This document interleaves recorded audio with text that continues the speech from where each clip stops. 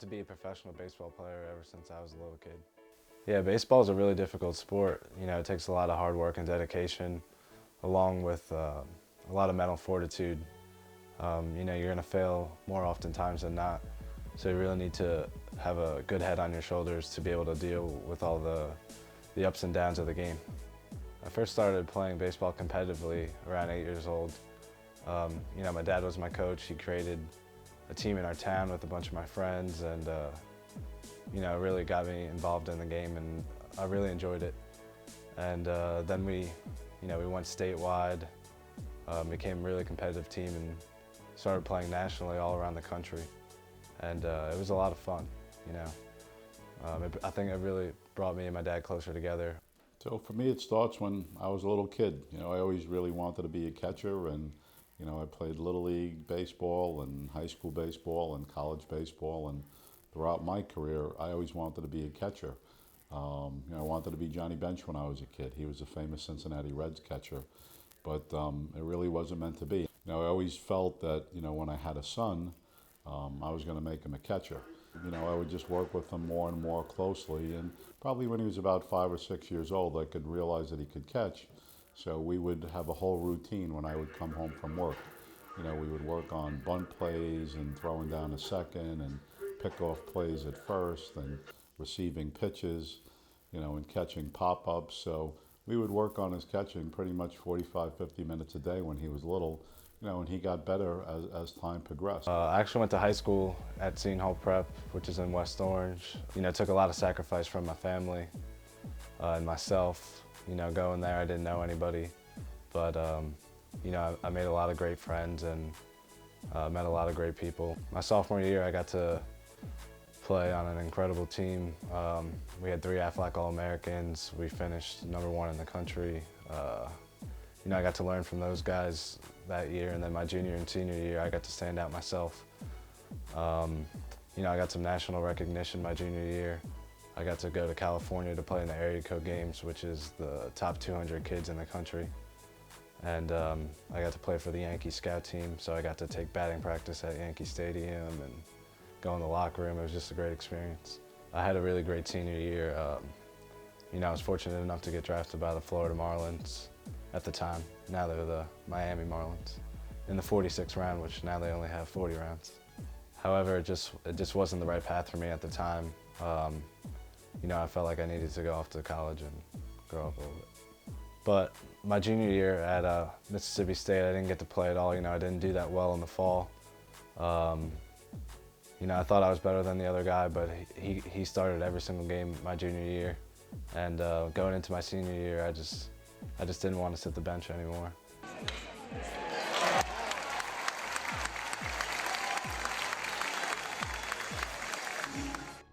So, you know, I talked to my coaches and found out what I needed to do. And I went off to summer ball and, you know, really worked on my game and decided that I was going to be a starter the next year. So my senior year, I came back and, you know, beat out the kid who started every game last year. And, you know, it was a great year. We went to the College World Series, we made it to the finals, you know, finished with the most wins in school history.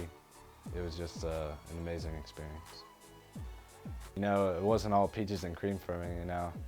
I'm a pretty small, you know, guy. You know, I'm only 5'9", and I'm slower than molasses, so, you know, I have to work harder than everybody just to prove that, you know, I deserve to be out there. You know, I'm playing against all these kids who are 6'2", 6'4", you know, they look like monsters, and, you know, they're all patting me on the head like, hey, what's up, buddy? You know, can you grab me a towel? You know, so I got to stand up for myself and, you know, show them that I'm better than them. You know, injuries are just a part of the game.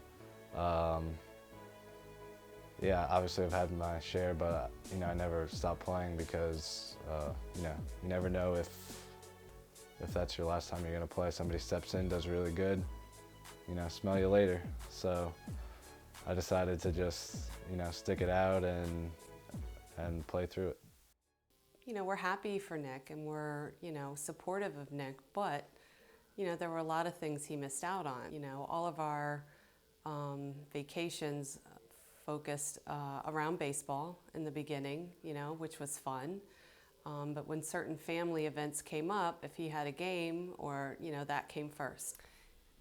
He's missed out on birthdays. He was pursuing baseball, missed Samantha's graduation. We've had a couple great vacations with just me, Samantha, and Zach. We went to Costa Rica and spent a week with the grandparents, and it was our most memorable vacation, and he wasn't there. A lot of 4th of Julys, family gatherings on 4th of July and barbecues, and he's not there because of a tournament or, pursuing this baseball dream. So we missed him. Getting that call from the Seattle Mariners was pretty crazy. Like I said, I was playing independent ball in Minnesota, but I really wasn't playing. And there's a lot of trades and people get cut all the time in independent ball. So when the coach called me in the office, I was like, getting released. It's nice knowing you guys. And he called me in and he said the Mariners wanted to sign me. And I was speechless. I didn't know what to say. I thought he was messing with me. But I came out in the locker room and the coach told all the guys, and they were all happy for me.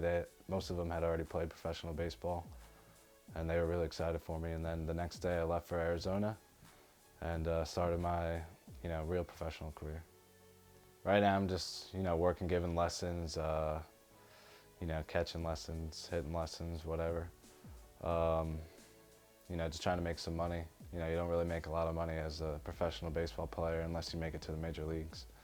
So gotta hustle, you know what I'm saying? I go back to spring training in February in Arizona, and hopefully I make a team out of there and see where life takes me.